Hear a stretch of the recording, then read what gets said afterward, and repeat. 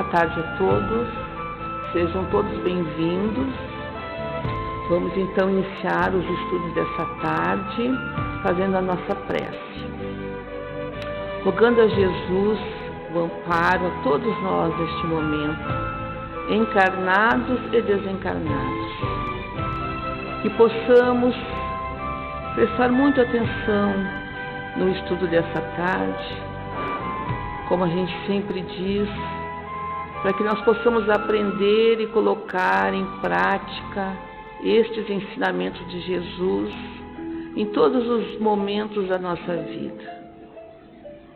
Pedimos a Ele que nos fortaleça sempre e que nós possamos sintonizar com Ele para que a nossa reencarnação seja um pouco melhor.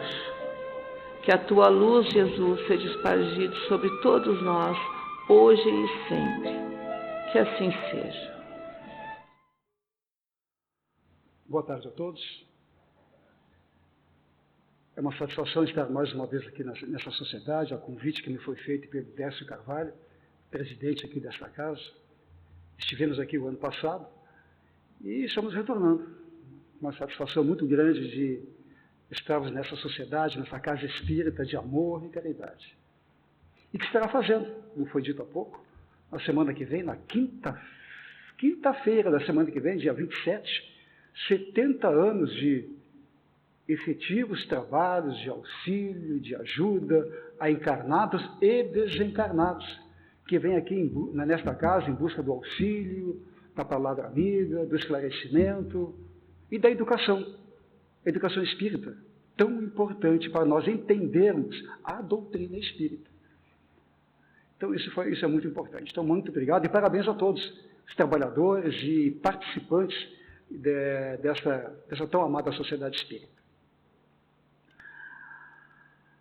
O tema que nós vamos abordar na tarde de hoje está contido no Evangelho segundo o Espiritismo, no capítulo 5, Bem-aventurados os aflitos, dos itens 14 a 17, e que tem como subtítulo Suicídio e Loucura. Aliás, o tema é duplo, é suicídio e também loucura, são dois temas num tema só. Mas antes de fazermos esta abertura, falar do primeiro item, que é o suicídio, passamos um pequeno preâmbulo sobre esse tema tão delicado que é o suicídio. No ano de 1977, numa cidade lá dos Estados Unidos, Westminster, um menino de nome Mike Amo nasceu. Ele ficou conhecido, depois que foi crescendo, na época da adolescência, ele ficou conhecido como tendo uma grande paixão por automóveis. Gostava de automóveis. Tanto é que quando ele se tornou adolescente, ele reformou e pintou o automóvel, um Ford Mustang 1968. Ele pintou da cor amarela. O Ford Mustang, para quem conhece carro, é um carro muito bonito. Até os dias de hoje, apesar da idade, é um carro muito bonito. E é o sonho de todo americano jovem, entusiasta pelos automóveis, ter um carro, ter um Mustang. Pois bem, Mike Amo reformou e pintou esse Mustang na cor amarela. Era um bom menino, um bom rapaz, um bom estudante, um bom grupo de colegas. Só que no dia 8 de setembro de 1994, isso quando ele tinha mais ou menos entre 17 e 18 anos, infelizmente ele se suicidou dentro desse automóvel, desse Mustang amarelo que ele tanto gostava e pintou. Foi um trauma geral para a comunidade ali da época. Porque ninguém esperava que ele tomasse essa atitude. Ninguém percebeu que ele estava talvez dando alguns sinais de que não estivesse bem, que não estivesse passando por dificuldades. Ninguém percebeu isso. E ele, com 17, 18 anos, se suicidou dentro desse carro. Em decorrência disso, dessa atitude inesperada desse jovem, os familiares e amigos do Mike, no dia do funeral, distribuíram um papelzinho não, um cartãozinho com uma fitinha amarela, porque o carro que ele tinha se suicidado era um Mustang amarelo. Então botaram uma fitinha amarela nesse cartãozinho. E com uma frase muito bonita, que até hoje é utilizada. Se precisar, peça ajuda. Pois bem, esta frase e esta mensagem se espalhou o mundo afora. Essa frase, no cartãozinho, ficou conhecida, o dia ficou conhecido como a fita amarela, ou o Yellow Ribbon em inglês. Por isso que o mês de setembro, ou setembro amarelo, em decorrência da cor do carro amarelo que era desse Mike. E ficou conhecido no mundo inteiro. E o dia 10 de setembro é o dia mundial de prevenção ao suicídio, no mês de setembro. Não é porque é o mês de setembro, mas essa prevenção ao suicídio acontece durante todo o ano. Mas o dia, no mês de setembro, é o mês do setembro amarelo, em virtude de ele ter se suicidado dentro desse carro de cor amarela. Pois bem, a Organização Mundial da Saúde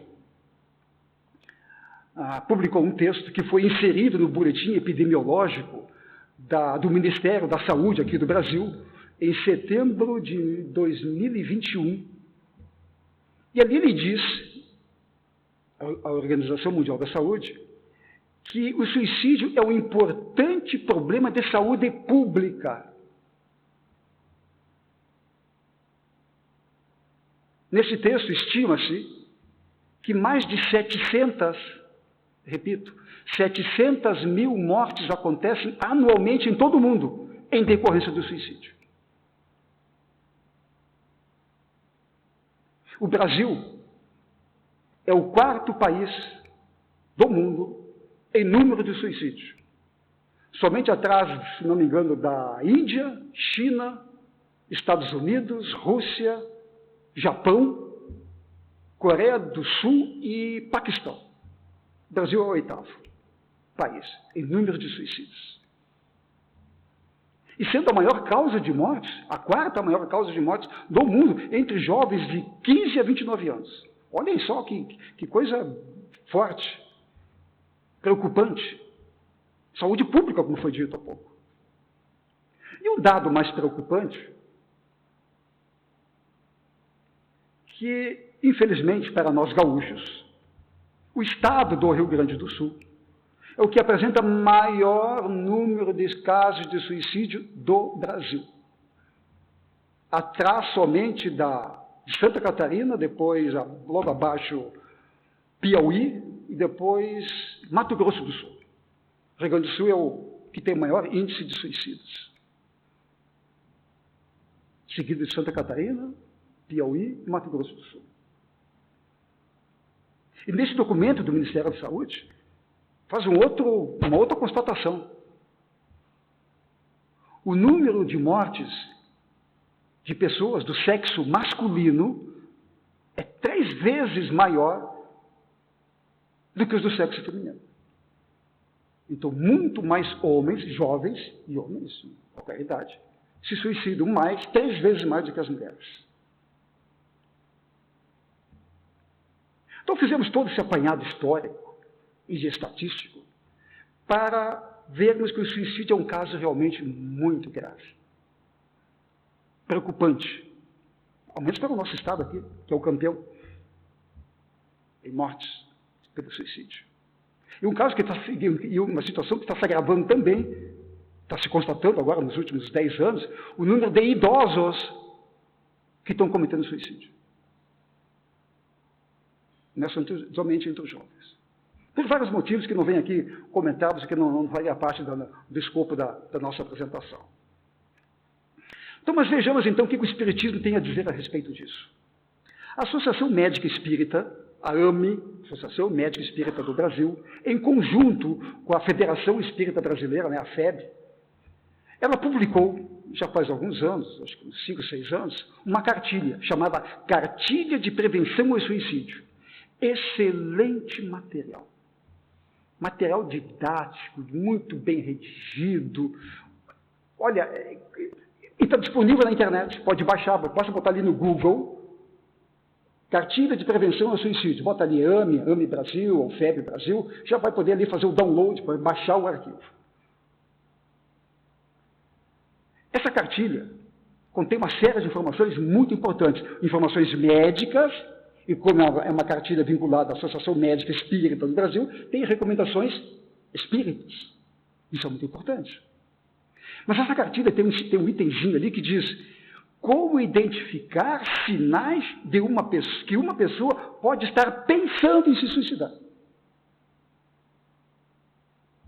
Sinais esses que muitas vezes os familiares lá do Mike M, lá dos Estados Unidos, talvez não tenham percebido. Talvez ele tivesse dado alguns sinais para os amigos, para os familiares, e eles não perceberam esses sinais.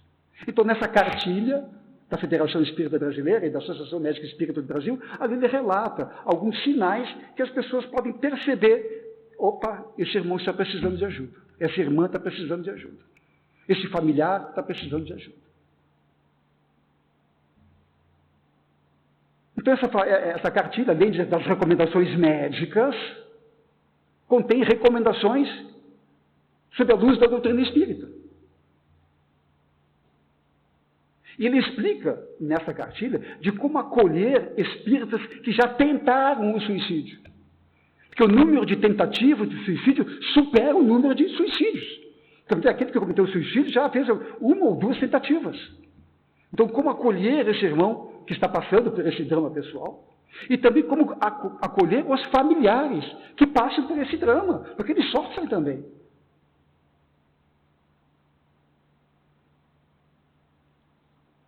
Certamente, muitos de nós têm algum familiar, conhece algum caso na família, certamente todos nós conhecemos algum caso na família, ou de algum amigo que está relatando, ou de algum conhecido que relatou esse ou aquele caso. Duvido que nenhum de nós saiba que não conheça algum caso. Então, esta forma de agir, tanto na área médica quanto na área espiritual, está muito bem descrito nessa cartilha. Quem quiser conhecer, basta botar na internet, aí, gratuitamente, pode fazer o download, aí, baixar esse arquivo, aí, como se diz.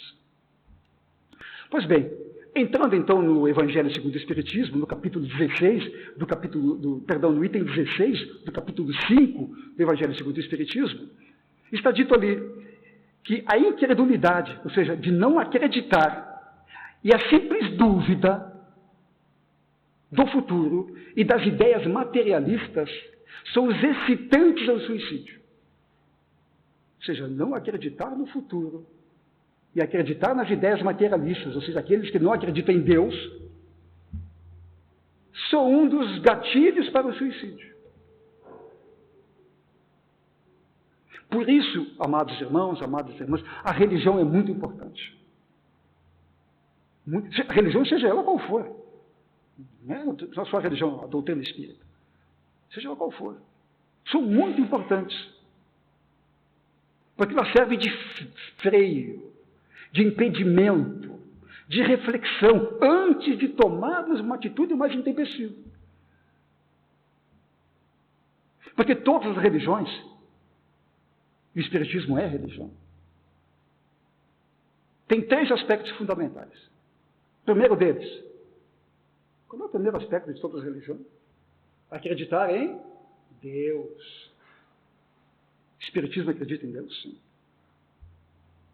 Um Deus bom, um Deus justo, que nos ajuda, que nos protege nos momentos ruins e bons. Isso é um alento para uma pessoa que está pensando em se suicidar. O segundo, acreditar na existência da alma, que algo que sobrevive à morte física. O suicídio não acaba com a vida, como acreditam os materialistas. Como está bem descrito ali no item 16 do Evangelho segundo o Espiritismo. Continuamos vivos, somente que numa outra dimensão.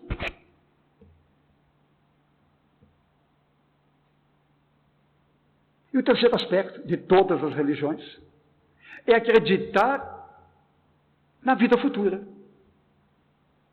Acreditar em Deus, acreditar na sobrevivência da alma e acreditar numa vida futura, seja ela qual for.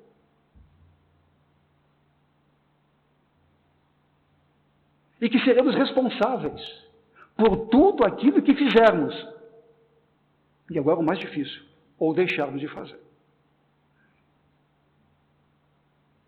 Então esses três aspectos, como dissemos há pouco, são freios, são impedimentos, fazem com que as pessoas reflitam antes de tomar aquela atitude mais drástica. E a doutrina espírita é mais rigorosa ainda. Além de acreditar na vida futura, ela acredita no processo da reencarnação. Vamos ter que voltar numa outra roupagem de carne, num outro mundo físico, que pode ser osso ou qualquer outro, para resgatarmos os nossos débitos passados, saudarmos as nossas dívidas passadas, nos reconciliarmos com os nossos amigos, com os nossos inimigos, e continuarmos a nossa caminhada evolutiva, que é o objetivo de todos nós. Tem uma resposta muito elucidativa no no Livro dos Espíritos, questão 957.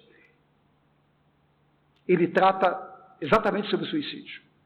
Diz assim: muito diversas são as consequências do suicídio. Não apenas determinadas, e em muitos casos correspondem sempre às causas que os produziram. Então não existe um suicídio igual ao outro. E as penas também não são iguais aos outros. Não é tudo igual. Há, porém, uma consequência que nenhum suicídio pode escapar. O do desapontamento. O desapontamento para o suicida é que ele continua vivo. Como espírito, ele não morre. Coisa alguns materialistas acreditam. Mas a sorte não é igual para todos. Duas pessoas podem cometer o mesmo ato de suicidar. Mas uma, muitas vezes, comete um suicídio porque estava sofrendo atrocidades, violência, tortura, física e moral, todos os dias. E numa hora de desespero, se suicida. Enquanto que outros, talvez por questões estéticas, porque não tinha o rostinho tão bonito quanto aquele artista de cinema que ela tanto gostava, e se suicida. Olha, tem gente que faz isso. Ou seja, existem atenuantes, que é o caso do primeiro, e agravantes, que é o caso do segundo. Então tem atenuantes e agravantes nos casos dos suicídios. A mesma coisa do aborto. Tem pessoas que cometem aborto num momento muito difícil, de desespero, de pobreza extrema. Enquanto que outros, muitas vezes, por questões estéticas, de beleza, fazem o mesmo ato. Mesma coisa, existem atenuantes e agravantes. Suicídio é a mesma coisa. No livro Enfoques Científicos na Doutrina Espírita, Jorge Andréa, ele tem uma frasezinha muito interessante, que diz que há um suicídio lento de tonalidade inconsciente. Aí fomos ler o que significa isso, e vemos que existem suicídios decorrentes de descuidos pela saúde, na alimentação, em desequilíbrios emocionais, pelo uso de drogas. E esses descuidos cometidos com o nosso corpo, com a nossa saúde, com a nossa alimentação, vão abreviando a nossa vida. É o que alguns chamam de suicídio inconsciente. O caso mais conhecido, todos vocês conhecem, né? De quem é? André Luiz, né? Que viveu, e era médico, hein? Viveu aqui na Terra. E não fez bom uso do seu corpo físico. E como vocês viram, até quem assistiu o filme, está muito bem descrito isso lá, e no livro também. Ele voltou ao plano espiritual com seu corpo espiritual, com seu perispírito lesado em decorrência da lesão que ele fez no corpo físico quando estava encarnado. Já lesou o corpo físico, lesou o corpo espiritual, o corpo que é o perispírito. E quando ele estava lá nas regiões umbralinas, as pessoas, os irmãos com quem ele convivia lá naquela região lamentável, e que o perturbavam, chamavam ele de suicida e ele não entendia o porquê. Chamavam ele de suicida. Que ele foi se suicidando aos poucos pelo mau uso, como foi dito, do seu corpo físico. Lesando o seu corpo físico e, consequentemente, o corpo perispiritual. Então vejam, amados irmãos, poderíamos aqui ficar tratando sobre esse assunto que é muito delicado. Nós temos um outro tópico para comentar na tarde de hoje. O tema é suicídio e loucura. Mas eu para ter uma ideia, né, do que a importância de tratarmos esses casos. E a Casa Espírita apresenta tratamentos para isso. Fazendo uma consulta aqui na Sociedade Espírita, nesta e tantas outras, existem tratamentos específicos para aqueles que tentaram o suicídio, atendimento aos desencarnados que cometeram o suicídio, que muitas vezes se manifestam nas mesas mediúnicas, e para os familiares, que sofrem também em decorrência do suicídio daquele familiar que ele tanto amou. Então, a Casa Espírita é um alicerce, uma base muito forte para o atendimento desses irmãos. Mas então, na segunda parte, que trata sobre a loucura. Se formos pesquisar no dicionário a definição de loucura, ela diz assim, a loucura é um distúrbio, ou seja, uma alteração mental, onde o indivíduo tem um afastamento mais ou menos prolongado dos seus métodos habituais de pensar, sentir e agir. Então, quando há um comprometimento desses três aspectos, né, a pessoa não consegue mais se relacionar com a família, adequadamente com a família, e com a sociedade. As causas podem variar, e são muitas. A medicina tradicional, ela considera a pessoa que tem a loucura quando ela tem uma lesão no cérebro. E com isso fica fácil de diagnosticar. E até fazer um tratamento. Até o uso de medicamentos. E até uma cirurgia, se for o caso. Para a ciência, quando existe uma lesão cerebral, o diagnóstico é como tendo um processo alucinatório. Mas há grupos de médicos que, mesmo tendo essa lesão do cérebro, eles já começam a pensar em outras fontes que podem levar à loucura, que não seja a lesão na parte física. Já tem um grupo de médicos, na Associação Médica Espírita do Brasil, já tem um grupo de médicos muito grandes estudando esses fenômenos, esses casos de loucura sem a lesão no cérebro, que pode ser física ou espiritual. Agora, quando existe uma lesão no cérebro, quando não existe, aliás, uma lesão no cérebro, e a pessoa tem comprometimentos mentais, aí o diagnóstico dos médicos fica comprometido. Não tem lesão, como fazer o diagnóstico? Pois bem, o Espiritismo trata muito desses casos de loucura como caso de obsessão. E a obsessão mais grave, que é a obsessão por subjugação. Como vocês sabem, né, no livro dos médiuns, é tratada a obsessão em 3 tipos, né?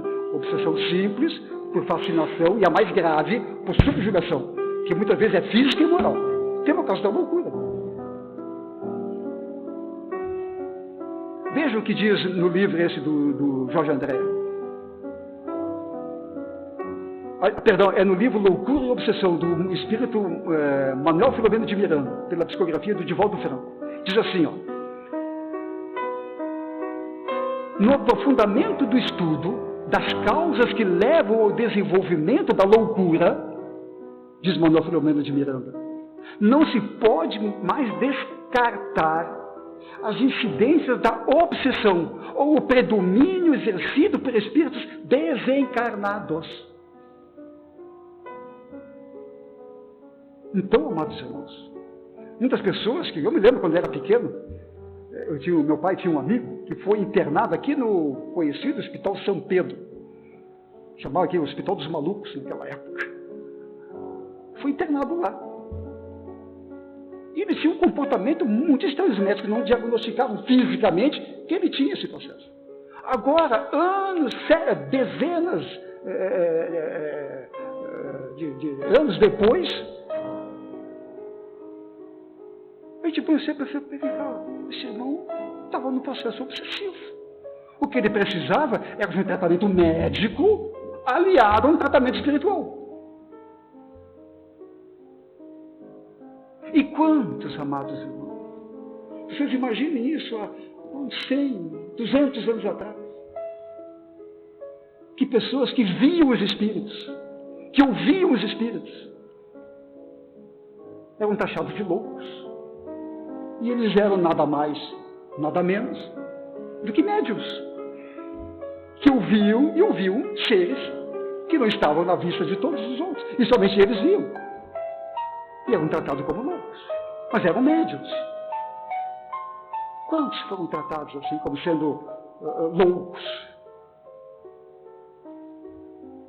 E nos tratamentos das casas espíritas, amados irmãos e amadas irmãs, como esta casa, quando vem ali no diagnóstico, quando vem ali na orientação, que está precisando de um tratamento espiritual, que é ligado a um problema obsessivo, não esqueçam jamais que o tratamento espírita, ela visa tratar os dois, o encarnado e o desencarnado, o obsessor e o obsidiado.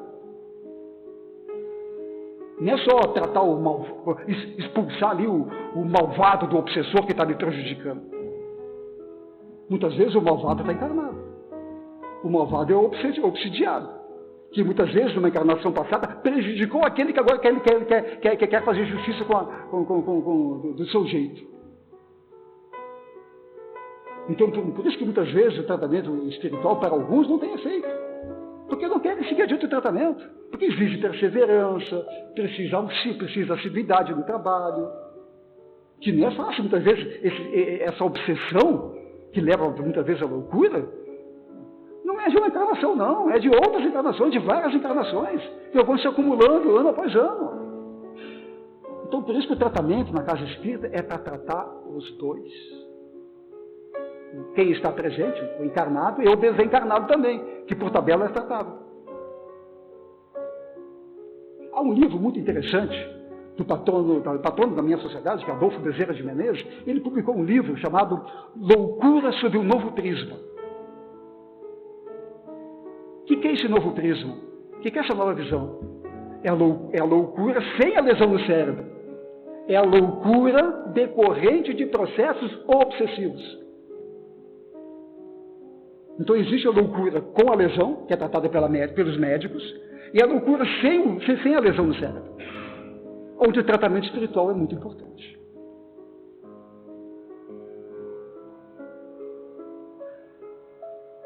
Então os problemas orgânicos e cerebrais, como diz o Bezerra de Menezes, o médico da Terra tem condições de tratar.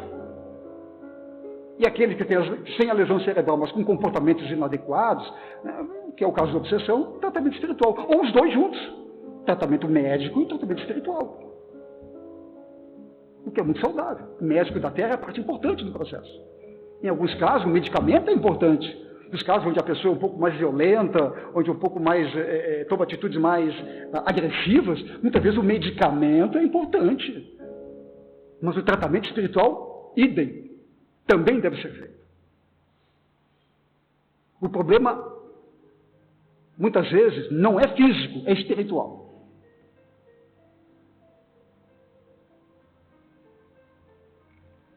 E é muito difícil de diagnosticar.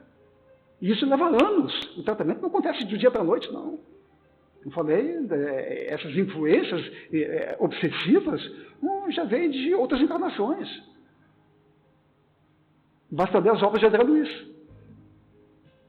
onde espíritos de uma encarnação a outra, nasce um filho, vai lá e continua a obsessão.